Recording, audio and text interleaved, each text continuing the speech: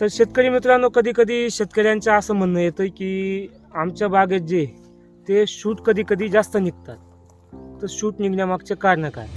कारण की जर तुम्ही बघितलं तर आता हा जो भाग आहे, या भागाला जर तुम्ही बघितलं तर या ठिकाणी तुमचं जवळपास 4 ते 5 फळांचं प्रॉपर सेटिंग इथं झालेलं आहे.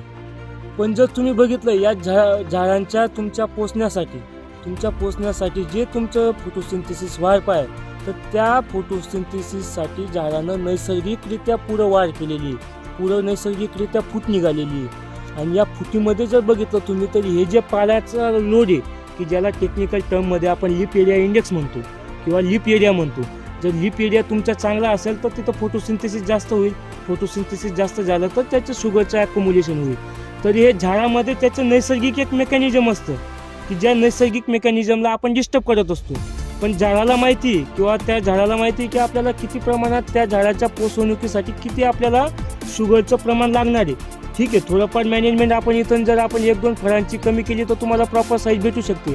पण हे नैसर्गिकरित्या झाडानं डेव्हलप केलेलं एक उत्तम उदाहरण आहे की या एवढ्या फळांच्या पोषणुकीसाठी तुम्हाला एवढ्या पानांची गरज होती आणि झाडानं नैसर्गिकरित्या तेवढ्या फांद्या तेवढे पानं या ठिकाणी मेंटेन केलेले आहे.